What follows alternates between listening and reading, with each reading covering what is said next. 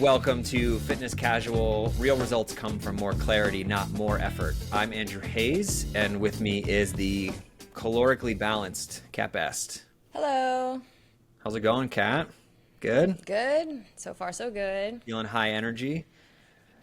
I am. Just had a nice calorie dense meal before the Ooh. podcast. That's Got to what's fuel up.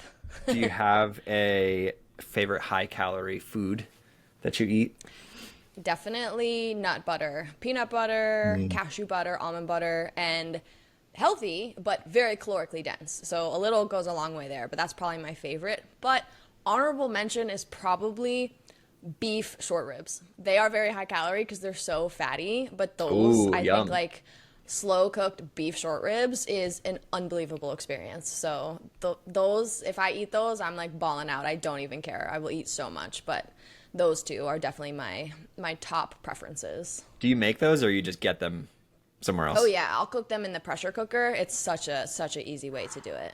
Yeah, because usually So it it takes like a fall off the day. bone. Oh Yeah. yeah, no, these are it's like an hour in a pressure cooker. Hmm. A little bit of coconut aminos, some beef broth, salt. That's it. That's all you need. So delicious.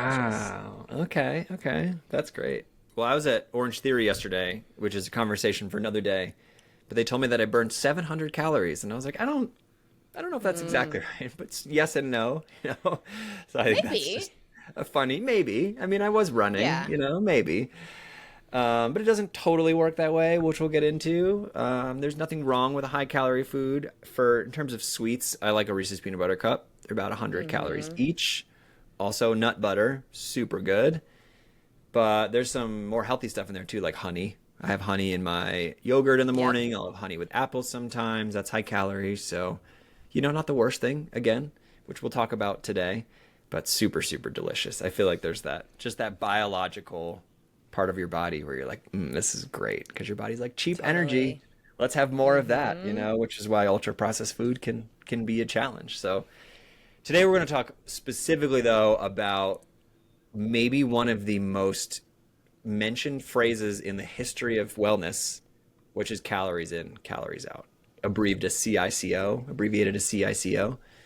And yeah, I feel like this continues to be on the internet. People continue to have opinions on it. You have opposite ends of the spectrum. You have people who will die on this hill that it's the only thing that matters.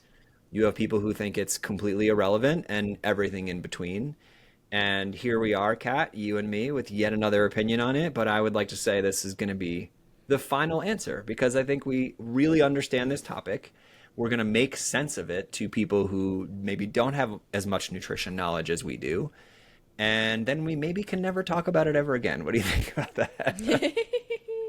I'm kidding Yeah, about this that. topic is I used to have a pretty strong stance on this in a different direction than I feel now. So this also goes to show how like the Hmm. more you learn, the more I really changed my opinion, especially working with people. But I definitely used to be someone like all it is calories in, calories out. Like that was me when I was 22, but definitely not how I feel now.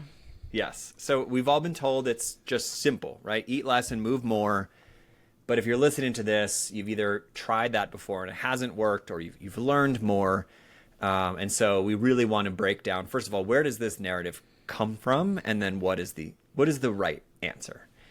My favorite thing about this is people talk about how it's a law of thermodynamics, like calories in, calories out. It's a law of, it's like, well, what do you know about thermodynamics? Does anyone know anything about thermodynamics? We just repeat these dogmas. It's so funny. And yes, in theory, it's technically true, which we'll cover, but it's also really harmful, right? And if you remember nothing else from this episode, remember that it's bad advice. It's up there with why don't you just be less stressed, or why don't you calm down, or all of those things that like they're just not actionable. And so it really is at best a half truth, but at worst creates a lot of issues. Kat, you want to get into why this old school narrative still exists and what truths there might be to it? Yeah, so this exists because I think it does make a lot of sense. And back in the day, where I think food was a little bit more simple, people weren't working as much, people weren't as stressed. I think it was probably made more sense then. You just eat a little bit less or move a little bit more. But in today's world, food is more toxic than ever. We have incredibly high levels of obesity and people who are overweight, full of disease. People are very stressed. People are working harder than ever. So these things are all impacting the human body faster than I think we can even keep up with research and stuff. But we clearly are seeing that the old advice just isn't working anymore. So we have to, apply something new. And people are also very afraid of starvation mode or like drastically under eating, tanking their metabolism. So it's kind of like we need to find this middle ground where it's not just calories in, calories out, but you also, don't need to be like super afraid of certain things because everybody is so different. So one piece of blanket advice just won't work for everybody. Everyone's so different. That's right. So your body is not a math problem, right? It's not 1 + 1 = 2. It's a complex system. It's much more like a car than it is a simple machine. And so you really need to understand what is happening. There's autoimmunity, there's gut health, there's all kinds of things that go on. And so first of all, if you need help with this, in the show notes, we have a link to our wellness reset plan, which is exactly what this is. It's understanding what systems of your body are working for you and what systems are working against you, and how can we look at root cause and actually get results, right? Instead of just eating less and moving more for the 1000th time. So if you need help with that, click the link there. The best analogy here, and if you've ever had a call with me, I've probably mentioned this to you, is think of your body like a hospital, like an emergency room at a hospital. If you've ever been in the ER, hopefully not, but you're familiar with the triage system. The triage system is a nurse sits there, there's too many patients, not enough doctors, not enough time to see everyone right away. How do we find what's most important? So if you've ever had chest pain or like an open wound in your head or something super serious and life-threatening, you will go right to the back. You will get immediate medical attention. And if you walk in with like a cut on your finger, or honestly, even like a broken bone, a lot of times you'll wait a really long time because there's not a whole lot. If you have a broken bone, you're going to sit in the ER for a while because it's just not that life-threatening. Your body works the same way, right? There's only so many resources to go around in your body, especially if you're high stressed and undernourished and all these challenges that we see in modern society. And so your body needs to triage. And so you have the life-threatening injuries, right? The chest pain and the open wounds and all of that is your brain function, your heart pumping, your circulation. These are the most important things. It's the last thing your body's ever going to stop doing, no matter how starved it is or underslept it is. And then you have the next level is like your immune system, your reproduction. And those are the things that some people are in such poor health that they see those decline, right? That's really common to get sick a lot, which is an episode we already did, or start skipping your period and things of that nature. Like that is a serious thing that can happen when it's deprioritized. And then even lower down the list is things like building muscle, your hormones, your thyroid. And then probably at the bottom of the list, maybe tied with building muscle, is your fat stores. Like that is someone sitting in the ER with a little cut on their finger being like, I need to see the doctor. Mm-hmm. And the nurse is like, you can wait, and burning fat is absolutely like, it's not vital. Storing fat is a survival skill. It's one of the last things your body's going to do unless it feels like it's in a really good place.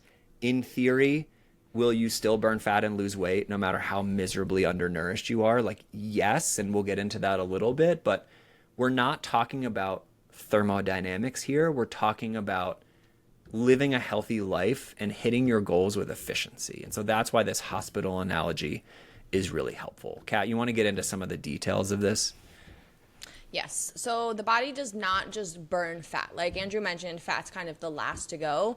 And I need everyone who tries to lose fat to really understand this, because you have to understand that fat is not the worst thing on your body. Your body really cares about making sure you can function, wake up in the morning, do what you need to do, go about your day. That is a lot more important to your body than getting rid of fat. Because at the end of the day, fat is really more of an aesthetic thing. Obviously, there's a health component, but your physiology doesn't know that you want to look a little bit better in a bathing suit or whatever. So when you are in a caloric deficit, which is needed to lose fat, everyone where you're at to start your fat loss journey, that really matters what you come into, like to the fat loss phase.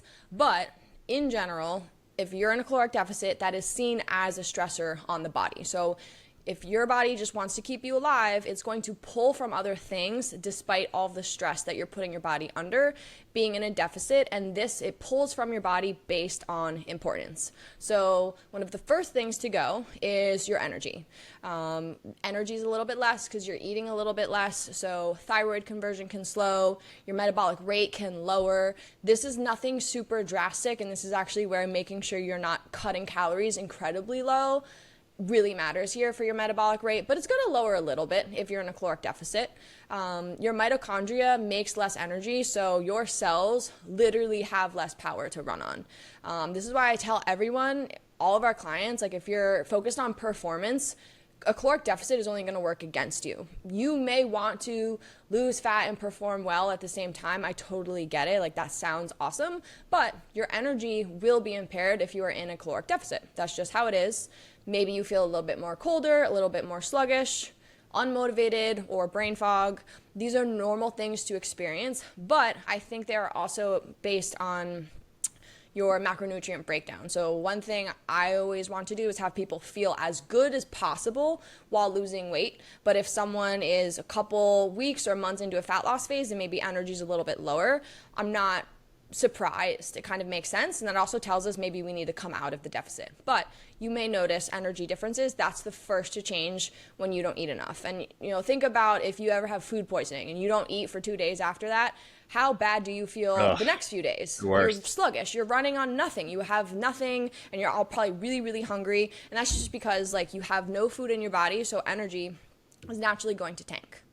Next thing we have is your hormones, especially reproductive hormones, are going to take a hit. So cortisol is going to rise to help mobilize energy. Cortisol is more of a stimulant. So if energy is lower, cortisol increases to make it so you can get up in the morning, do what you have to do. But this will happen at the expense of sex hormones, estrogen, progesterone, testosterone. All of these things get deprioritized. So for women, this could lead to irregular menstrual cycles, maybe your PMS symptoms intensify, could even lead to fertility issues over time. It's very common for women who are either very active or under eating to lose their menstrual cycle. It's probably the number one sign of under eating too much to where it's a red flag from your body. Just because your body's well, you're not eating enough to get pregnant and maintain a pregnancy, so let's just turn your period off so we can have your brain run more. That's kind of what's going on there. For men, not as drastic, because I would say men's hormones are a little bit less sensitive, but lower libido, definitely mood issues, depression, loss of motivation, loss of drive, sleep issues. All of those things can arise from having your sex hormones impaired, and this is definitely something with long-term chronic under eating. Hormones, can really get shot. And then cortisol, the one hormone that really makes, belly fat storage and all these other issues, that's the one that's really high, and that's the one we just want to find balance there. But naturally, if you're in a deficit, that's probably going to happen. Is that the wired but tired? Would you say? Yes. Yeah. One of the wired reasons. but tired. Yeah, that's definitely a cortisol thing. Or feeling very antsy, but you're almost but your cognition sucks. So it's you're wired, but we can't really. Memory is bad.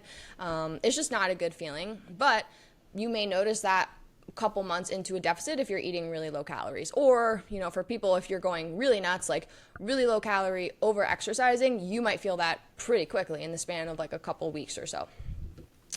Then the third thing to go is your immunity and repair. So cortisol spikes and low calories really suppress the immune system. Your gut barrier weakens, which is a big immune defense in your body. Inflammation will rise. White blood cell activity drops. You could get sick more frequently. Your allergies could flare up. Slower recovery from workouts. You might need to take some more rest days. Injuries might compile. So this is a big one for athletes or people who work out a lot. You may notice you're feeling amazing the first 4 weeks into a new workout cycle, and then little pains start to accumulate, and then all of a sudden you feel weak, you're not recovered. This is what happens when you do, too much in one direction. So you just need to take a little bit more rest time. But I think what happens most is people start to get more sick. Or think about when people go partying for a weekend or lots of drinking, they're not really sleeping. You could get sick immediately, on a flight back home, or even if you did everything right and then you're flying, like it's really common to get sick. But that just tells us because your immune system is not, up to speed when you're in that state. So I always look at how often people are getting sick in a year. And there are some people who get sick like on repeat. It's almost like every 6 weeks we got something new going on. There are some people who are very robust and rarely get sick, but you can usually find a correlation between how well someone treats their body and their nutrient intake and how often they get sick. And then the fourth thing to go is your muscle and lean tissue. So your body spares fat by breaking down protein and muscle into glucose. So, or if you're under eating and you're not eating enough protein, the first thing that's going to go is your muscle. Your muscle will, if you lose muscle, that will lead to a slower metabolism. Your insulin sensitivity will be impaired. So now all of a sudden we're not, managing carbohydrates the same way as before. You could lose strength. So now you're weaker, risk of injury can go up. And this is why chronic dieters end up skinny fat. I definitely have been skinny fat in the past. And that's really because I was just focused on, wanting to lose weight, thinking I wanted to build muscle, but I was under eating, so nothing was happening except chronic muscle loss. And skinny fat is really when your body fat percentage is on the higher end and you have no muscle mass. I have worked with clients like a really long time ago. When I worked at a gym, we would do more body fat analysis, like with calipers and stuff. And I would have some clients who were obese with very little muscle mass, and they were incredibly weak. They were, mobility was so bad, getting up and down out of a chair was really bad, and that's just a sign of muscle mass is so incredibly important. And then I've also had people who present as thin, but they are also weak. Their mobility is terrible. Their energy is really bad. So we have to keep in mind that people just who present as skinny or thin could be just as unhealthy on the inside because they don't have muscle mass. And at the end of the day, a lot of people want to lose fat to look more toned. If you only do cardio or you don't eat enough and you're not lifting weights, you will lose fat, but you will just look like a smaller version of what you currently look like. If you want to have muscle tone, you have to have muscle underneath to show itself when you lose fat. So if you're losing weight and you don't look toned the way you want, that's a muscle issue. It's not really a fat issue. You need to have more muscle on your body. And I think men in particular, like skinny fat men, which could even be like kind of dad bod vibe, can be really unhealthy. Visceral fat can accumulate. Like it's not healthy to be in that state, even if you lost 40 pounds. And this is a big issue with the GLP-1s these days. Rapid weight loss, a lot coming from muscle, and then people drop 50 pounds and they still are like, I don't really like how my body looks. That sucks to go through all that and still be unhappy with how you look because there's no muscle mass on your body. And you took I was just about to bring up the GLP-1s, which again, we'll do an episode on. If you have your bingo card at home, every time Andrew mentions that we're going to do a GLP-1 episode, we will. The challenge here, too, is that there's an argument to be made that I would make, Kat, I think you would, too, that you're worse off when you started, perhaps. Again, not saying you should never take them. I think under the right care and the right circumstances, I do think these are right for some people. But I think when they're given out too freely, without any direction, and the weight loss is that rapid, in a year from now, your habits are the same. You're arguably not any healthier in terms of long-term biomarkers because you're just as likely to gain it back. And you're also now lower energy, down-regular metabolism, et cetera, et cetera. And so you just have to be really careful. There's really two problems with looking at weight loss instead of fat loss. I just want to underscore what you just said, Kat. One is losing weight does not equal losing fat. Losing muscle, also losing carbs, which is a lot in crash diets, like that doesn't, losing water weight, that doesn't count, And so you have to make sure you actually want to burn fat, which is better. The other thing is when a lot of people say they want to lose fat, I think they're talking about their long-term health a little bit, but they're mostly talking about how they look in the mirror and in their clothes. And that's okay, right? Let's all have goals. Let's do it in a way that's healthy. But to just lose weight or even to lose fat is not necessarily going to get you the body that you want. And it's also not going to get you the body that feels good. It's really important to look at long-term health, to eat the right foods that agree with your body, gut health, autoimmune, things of that nature. And also build muscle because it gives you energy and a faster metabolism and it fills out your frame, the things that people want. We just often think in extremes of like fat is bad, but muscle is also bulky. So I just want none of those things. And actually what you want is to find that balance that works for you.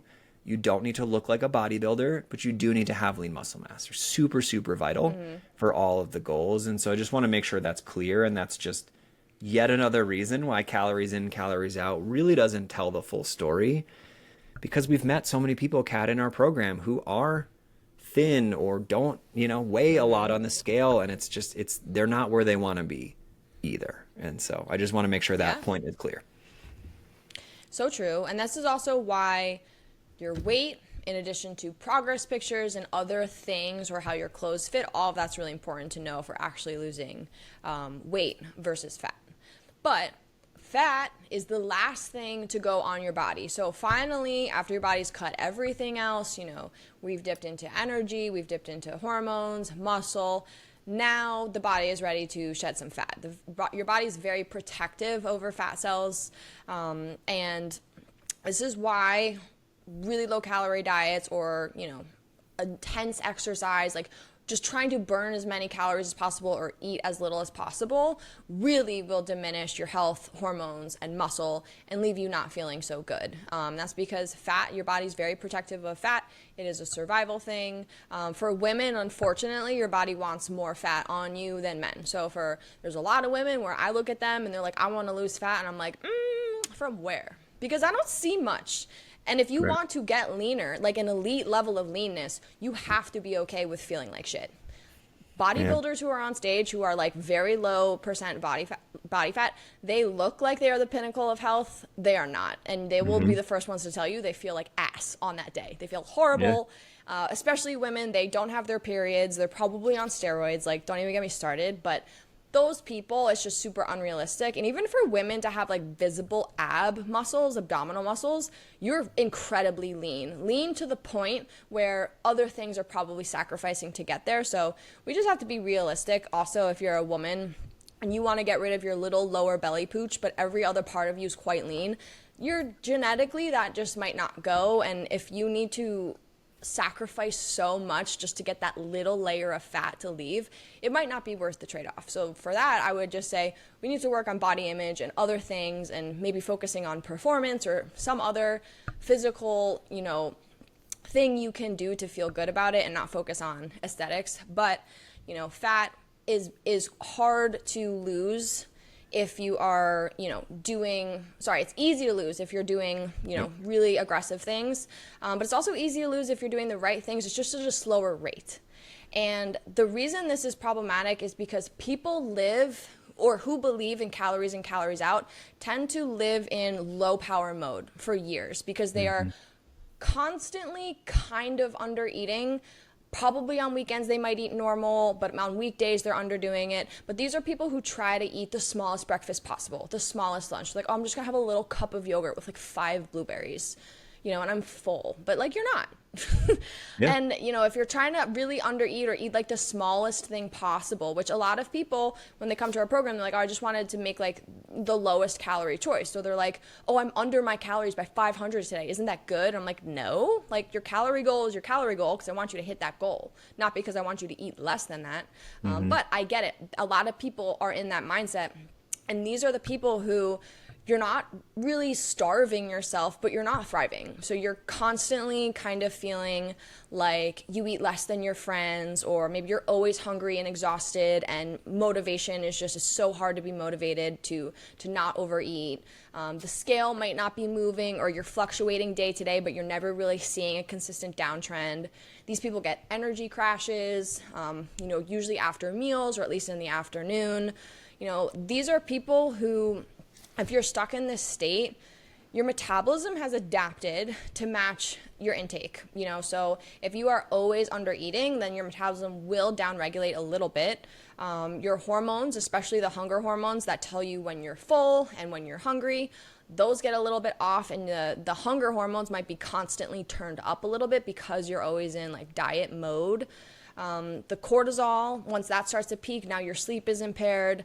Blood sugar is rising at the wrong times. We're waking up between 2 to 4 a.m. all the time. Your insulin sensitivity gets worse. So all of a sudden you're hanging onto fat more than you were before, probably because you're just like under eating or, overstressing your body. Your thyroid output tanks. how many women come to us with thyroid issues, whether it's autoimmune or just hypothyroidism. This stems from this chronic dieting or always trying to eat a little bit less. Like, thyroid issues are not, they do not pop up overnight. Obviously, some people, you know, it's like a genetic thing or, you know, whatever. But for most people who struggle with this, it's after decades or years and years and years of just not treating your body correctly with energy balance, or thinking that eating as little as possible is always the right move. And then, you know, you need either thyroid medication, which most doctors would put you on without really addressing anything else. And then that doesn't really fix the underlying issue because you're still going to undereat being on the medication. That turns to a whole thing, you know, and you're also in the state, you look less toned because you lost muscle. The scale fluctuations are very frustrating, but you're not really losing fat, and you're just stuck in this in-between mode. But to you, you're like, I am eating less. I am controlling my calories, so I don't understand why this isn't working. And that is exactly why, because calories are really not the only thing here. I talk about calories probably the least in our coaching program because I talk a lot about macros. And just because you're eating less calories, it doesn't mean anything about what your body is going to do with those calories or how those calories are broken down into macronutrients to make you feel good. So you can eat 1,600 calories and feel horrible, or you can eat 1,600 calories and feel pretty good. And that is really dependent on the macronutrient breakdown for this individual. But I will always, you know, say that what state you come to a fat loss phase in really matters. Were you chronically undereating or were you overeating? That person needs two different approaches. So it's just not that simple. And I will also say, for calories in, calories out, unless you are tracking your food meticulously, you have no idea how much you're eating. No idea.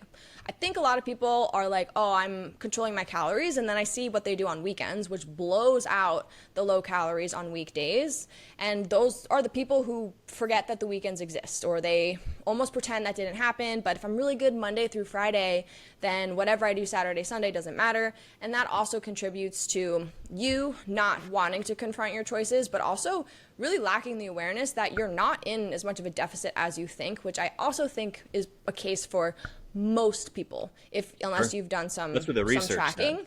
Yeah, at least. Yeah, it's been studied. People miscalculate.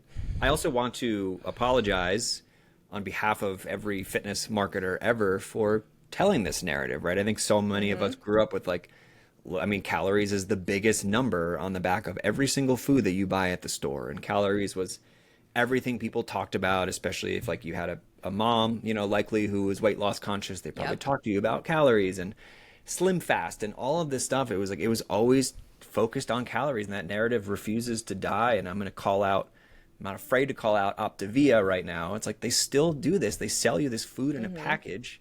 It is just restricting your calories. Is it the worst thing in the world if you overeat and you need someone to help you, like, put your food in a certain portion? Maybe not, but it's missing the bigger picture. They call themselves like a weight loss solution, and I would say that's about right. It's not a fat loss solution. It's going to help you lose weight, maybe, because you're starving yourself and you're eating food you don't enjoy, and it's going to, all of the issues we just outlined is where you'll end up. And so it's just really important to ignore all of this marketing around calories and weight loss and really understand the nuances of what we're talking about today. And this is where, when we compare different diets, right? Intermittent fasting versus keto versus one meal a day versus Whole30, paleo, blah, blah, blah. I hear a lot of, like, even really people I really respect in this industry, like way smarter than I am. They're always like, if it puts you in a caloric deficit, you're going to lose fat. I agree, but none of those diets is telling us how you will feel and how well you will keep the fat off. So the idea there is, like, yes, you could do keto and lose fat. You could do Whole30, you could eat one meal a day, but you're not going to do that forever. So then what happens when you don't want to do that anymore? Or, you know, I see a lot of people after keto, they're kind of fucked up. They are scared of carbs. Their body can't really tolerate carbs anymore. They've been eating excessive amounts of, like, butter and cheese and all sorts of this stuff.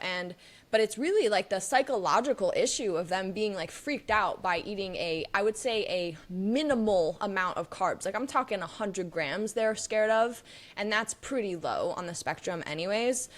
So all of those different diets, I'm not saying one's better than the other, but if they're temporarily putting you in a deficit, you'll probably lose fat. But when we look at this, our goal is always to have sustainable fat loss, meaning what you do to lose fat, we want you to be able to do that pretty much the same when you don't want to lose fat anymore. But the main difference is we just have more food, more calories to work with, but we're not trying to do anything super drastic. We're not trying to trick the body into doing anything. We're just trying to really build habits. So from a functional perspective, and I'm going to say this is our perspective at Alta. I'm not going to speak for any other functional nutritionists because I also don't know exactly what they do, but I will say from our point of view in our program, we always try to look at the body to see how is this person feeling, what systems are already not working all that well, right? If someone has thyroid issues, we know there's some sort of issue there with maybe their metabolism and energy. If they have HPA axis dysfunction,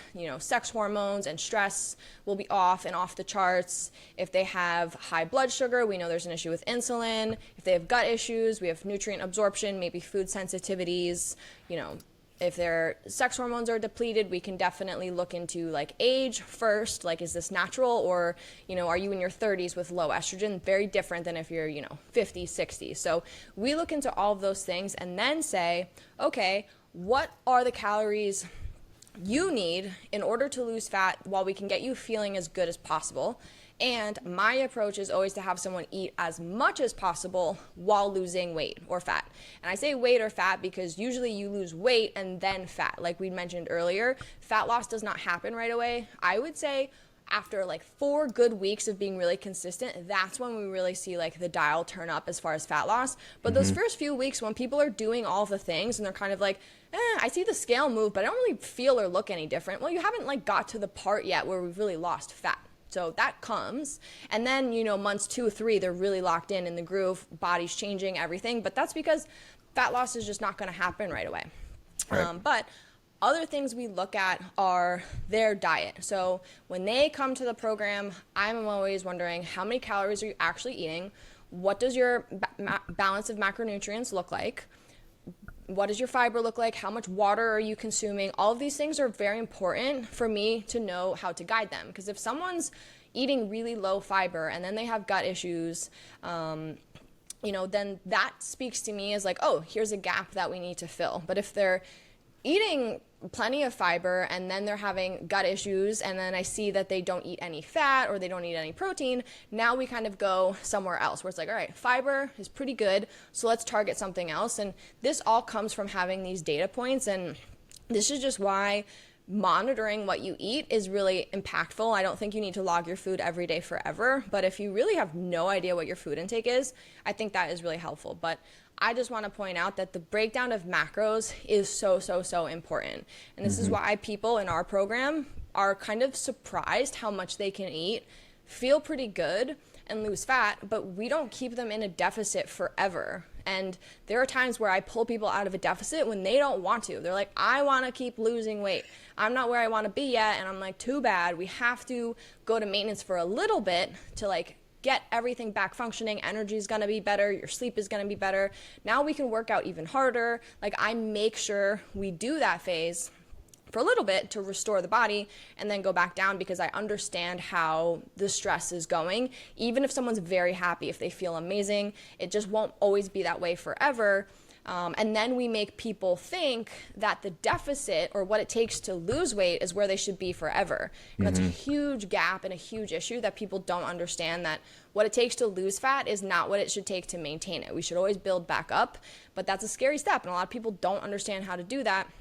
I totally get it, but all of these things are very important and go so much deeper than calories in, calories out.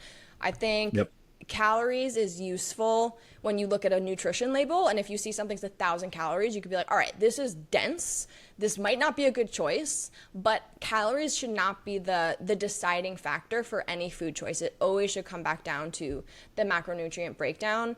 And I can't tell you how many people do our program where they're like, yeah, I've tracked my food, but I only looked at calories. They didn't even know what macros are, even though they're in front of their face every day in that food log. They don't know how to interpret it or what it means. And then those people, are putting in effort, but it's not paying off because they're just paying attention to the wrong thing. And that's a lot of people. So, lowest calorie options are just not always the best idea unless you want to have no energy, have your hormones tank, lose muscle and feel like crap. And also, it's not always just about what you eat. If you are exercising a lot, your energy deficit is then greater. And this is where athletes, like this has happened to myself, where I got myself in a bit of a pickle because it's kind of hard to be like, all right, I have to eat 2,500 calories. It's like, what? That feels like a lot, or that feels a little scary. Feels like I might like get fat or whatever. But if you're burning a lot of calories and you're being active, you may need a lot more than you think. So if someone comes to us and they're quite sedentary, and then someone either has a very active job, or they like to walk, or they're just very active or like to work out, completely different scenarios when it comes to calories. And no one kind of thinks about that. So that's just super, super important. Everything really paints the main picture here. And it just goes so much deeper than calories in, calories out. I wish it didn't have to. Like, I truly wish, but would like to be simple. We wouldn't have a job. I do. Yeah. I wish. Yeah. I really do wish. I know. It's unfortunate, and unfortunately, being in the functional space, because it's becoming overly complicated, we are busier than ever with thyroid issues and undiagnosed autoimmunity and bloating and all of it. It's now a lot harder than it used to be. Even though this was kind of always bad advice, calories in, calories out, it's the worst advice ever in 2025 with the amount of processed food in our diet and all of that and all of the other health challenges we have, blood sugar and all of that. It's really something you should ignore. The last thing I want to say on this, we've covered a lot, is it's also just bad advice from a coaching perspective, right, Kat? You are also a coach. We have a coaching business. We, in addition to giving the information, I think this episode hopefully puts this topic to rest forever, but also we want to touch on the coaching piece, which is helping you do this day in and day out. And if you walk in up to someone and they're like, oh, I'm having a hard time losing weight and I'm counting calories, you're like, oh, you just got to move more and eat even less. You're just not in a deficit. Like, that is the shame spiral you could send someone on is terrible. And this is just to bring up the GLP-1s one more time, because it's just a really good example that everyone understands. If you put someone on this drug that is like allegedly proven to help them lose weight, and then they go off and they gain it back, this is someone who's probably been chronically dieting for decades. Then they do the magic solution that's supposed to work and it still doesn't work for all the reasons we outlined. That person is going to give up, right? Like, most likely they're like, well, what else can I do now? I've already tried medical intervention for weight loss. It's my body. It's, here come all the excuses, and rightfully so. And so you just have to be really careful listening to this blanket advice. And Kat, like, not a day goes by that I'm not on Instagram and I see some influencer is like, you're just not in a deficit. You think you are and you're not. And like, yeah, there's some truth to that, like we outlined, but you're making people feel like shit. So please don't say that, I don't know. What do you want to add to that, Kat, as someone who's coached many people and had a journey of your own? Yeah, it is so hard because I do think there are both sides. There are people who really aren't in a deficit when they think they are, and it's really as simple as probably being in an actual deficit. Because if you are used to overeating and then you are cut your calories a little bit, that's very different than if you are chronically under eating and we need to get you back up to a baseline. But I think we always have to be human at the end of the day, with compassion. Like, I've struggled so much with body image and eating disorders and my weight and how I look. I still struggle to this day. And if someone were to just talk to me like very matter of fact, which has happened before, especially more in like the fitness world of things, but it's just really frustrating. It's kind of like, well, you don't know me, you don't get me. Why? Like, don't listen to advice from people also who just don't know the nuance of you. Like, some random person online, they don't know you. They're just trying to like be edgy or clickbaity or whatever. And I get it. We do that sometimes too, but sure. I stand behind everything I say. But I do think when it comes to weight issues, it's just no one's overweight because they're just lacking basic skills. There's something very deep going below the surface, something from childhood, something from shame, rejection, some mental, it could be mental health related. Like, I know that people are not overweight because they want to be. So I always look at it from some compassion. Like, we need to treat these people like they're, humans, and it's not always as simple as that. And I want to share one really good example of this. We have a client who's like a little bit newer to the program. She came and her whole thing was like, my hormones, I can't lose weight because of my hormones. She knew they were a problem. She had actually done like a hormone coach before us, and this coach put her in a very generic caloric deficit, just like picked a kind of a number that was definitely a deficit for her. She didn't really have accountability on the breakdown there. She did have macro goals, but it wasn't addressing why her hormones were messed up in the first place. Like, it was just kind of like, well, whatever. And she did this and she stuck to the plan, and I do believe her that she stuck to the plan, and she didn't see an ounce of weight loss. Then she comes to our program, and I don't really care about anything about what her hormones say. I'm like, what are you doing that leads to your hormones to tank? And it turns out it was more gut health related. Her hormones were kind of okay, but hormones are a thing that people glom onto because they don't know what else to do. And it's very easy to also be like, it's my hormones, it's not me. But like, you are the reason your hormones are where they are. But I think there's so much misunderstanding there. But all we did was like tweak a couple things, focus on balanced meals. I put her at a higher calorie intake that was still a deficit, but it was about 250 calories higher than where she was previous. And we focused on very foundational things, and the weight came off immediately. She is not someone who couldn't lose weight. She just was doing the wrong thing.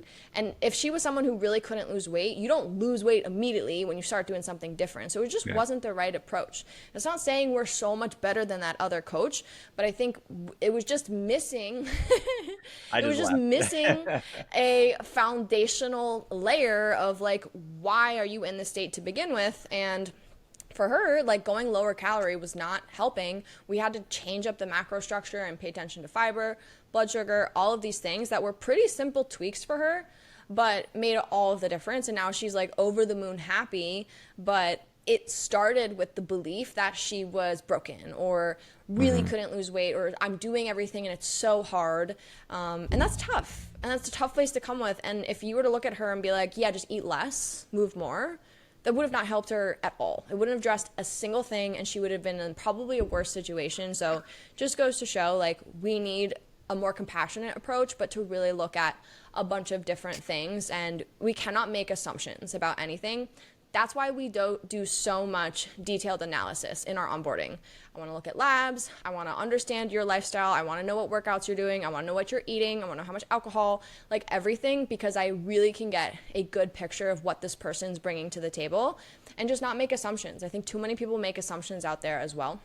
And, you know, you never know. I've met incredibly hardworking, disciplined, motivated people who are unable to lose fat. Sure. And it's not because, they're lacking any of those things. They're just not doing the right thing. Right. And it's unfortunate, just because we are talking about our program, I will plug it in that I think it's a myth that it's like super hard work. You know, I think we make it achievable. That's the whole point of the program, but it definitely is gradual change and also gradual analysis. Like you've mentioned, of like, okay, well, let's see what you typically eat and what do you like to eat. And it's not an overnight success. And I think that is one of the reasons why our narrative maybe isn't as popular as the ones that aren't as accurate, because it's a lot easier to go to Optavia and pay a couple $100 and get a bunch of stuff in the mail, or go to your doctor and get a GLP-1, or, you know, an endless amount of things here that just sell better than our program does. But hopefully this episode brings to light, like, it's just going to set you back further. Maybe you'll see quick results. Maybe you won't see results at all, but like, you're going to end up back at the functional approach of looking at the systems of your body and how they're tied together, understanding more than just calories, and also working through some of your specific challenges in life, which we all have, right? And so when you look at all of those together, that is the best place. And so if you need help with that, we have the free wellness reset plan. Obviously, we have this free podcast as well, but you can do the wellness reset plan. The link's in the show notes if you want to understand what possibly is holding you back. Kat, anything else we didn't talk about in terms of calories in, calories out? A 45-minute episode on 4 words. How about that? Yeah, I think we covered mostly everything. Yeah. Or I think one thing I didn't mention, nutrient density. So high calorie foods still can be incredibly nutrient dense. So high calorie does not equal bad, but there are high calorie foods that I would say are not great. So this is where, an avocado is pretty calorically dense for what it is. I think there's like nothing better to eat than avocado. I'm such a big fan. Nutritionally, I think they're wonderful. But people will be like, whoa, it's really high fat. Is it going to make me fat? Like, no, it won't. And neither is beef or like anything else that's like a little higher calorie, maybe because it has some fat on there. So that's a whole thing, nutrient density. So if it's a single ingredient food, it comes from the earth, comes from an animal, we're good. I don't even care how many calories it is. There's also a lot of really low calorie food that is pure crap, like 100 calorie, like Oreo thins or Fiber One bars. Like, yeah, they're low calorie, but they're like, you don't recognize one ingredient on there. So that's just an important one to know. Like, caloric density does not equal good or bad, but nutrient density is what you should pay attention to. Yep. Love it. So just to recap, think of your body like a hospital triage. There are vital things happening, brain function, things like that. And then there are the least important. And as much as you might wake up in the morning and all you care about is burning fat, your body wants to survive and your body wants to be fertile and your body wants to do all these other things before burning fat. And so you just have to remember that you really want to be thriving. In our wellness reset plan, Kat, we have those images of plants, like a plant that's thriving, a plant that's a little more wilted. Like, that's really what you want to think about and get beyond calories. Not to mention, just empathetic layer is, it's not good advice. Like, if you see someone who's stressed, don't tell them to be less stressed. They probably know they're stressed. They need some actionable tips, and cutting calories maybe isn't going to get you there. So if you need help with this, just reach out, do our wellness reset plan. Kat, anything else worth mentioning? No, I think we nailed it. Do you want to talk about thermodynamics in great detail? Because everyone seems to be... I don't know anything about thermodynamics. I just know that I've met many people in a calorie deficit for a long time. In theory, are you going to lose a pound or two? Maybe, but it's not even close to the same thing. So hopefully this sets the record straight. So go eat some nutrient-dense calories. Go educate yourself on the systems of the body, on functional, on root cause. And if you need help with that, get our wellness reset plan. You can follow me on Instagram at Andrew Hayes Life, and you can follow Kat on Instagram at Kat Best Wellness. You can get access to all of our previous trainings and our awesome community of other people who understand nutrition in our Alta Life community on Mighty Networks, and you can find the link for that in the show notes as well. We'll see you for the next one, everybody. Eat up. Bye, guys.